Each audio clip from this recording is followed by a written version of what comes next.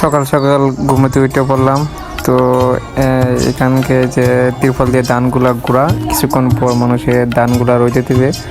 তো এটা হলো আমাদের গ্রামের মসজিদ, অনেক সুন্দর দেখতে। তো দেখতে থাকেন, অনেক সুন্দর মসজিদ আমাদের। হাঁটতে হাঁটতে বিল দিকে গেলাম, তো যাই দেখি আমরাদুল ভাই আর তহিদ ভাই বেঙ্গাল আর্টতেছে। তো তাদের জিজ্ঞেস করলাম, ভাই তোমরা কি অবস্থা? তো এই তো কাজ কাম করতেছি।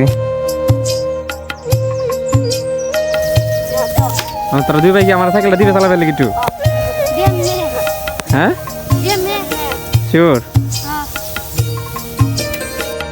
ফাইনালি তারা দুজনে সাইকেলটা দেওয়া রাজি হয়ে গেল। তো অনেকদিন পর সাইকেল চালাইলাম। এখানে তারা বনগুলা বাড়িতে নেওয়ার জন্য ফেন্টুলির মধ্যে পড়তেছে। তো পরে দেখলাম শোভন ভাই মাছ মারি আসলো। বাইরে জিজ্ঞেস করলাম, ভাই কেমন মাছ মারলেন? গ্রামের মধ্যে বয়স্ক এবং মুরব্বী সবাই কাজ করে। তো এখানে দেখা যায় ফেন্টুলিতে বনগুলা বাড়িতে নিয়ে যাইতেছে।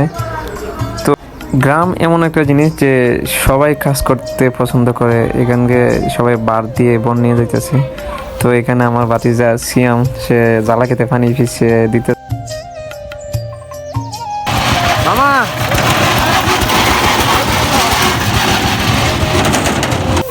অনেকদিন পর আমার বন্ধুর সাথে দেখা। জাতিম নাই লিখিব।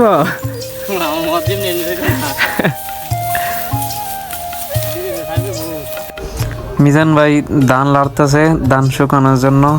তো বাইরে জিজ্ঞেস করলাম, ভাই বিয়া করো না কে? বিয়া করলে তো আর তোমার কাম করা লাগে না। তো ভাই গ্রামের দৃশ্য অনেক সুন্দর, গ্রামে সবাই একসাথে কাজ করে সবাই। তো আমাদের গ্রাম দেখতে অনেক সুন্দর।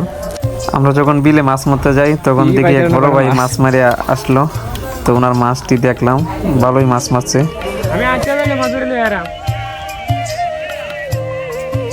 হাই ভাই, বিলে আসছি মাছ ধরার জন্য। বড় ভাইয়ের সাথে অনেকদিন পরে মাছ মারতে আইলাম বিলে। প্রিয় গাইস, আমরা বিলে এসেছি মাছ ধরার জন্য। আমরা ওই বসে আমাদের জালিটা ভেঙে ফেললাম ডেলা দিয়ে। আমাদের বিলটা খুবই সুন্দর, ঐতিহ্যবাহী বিল।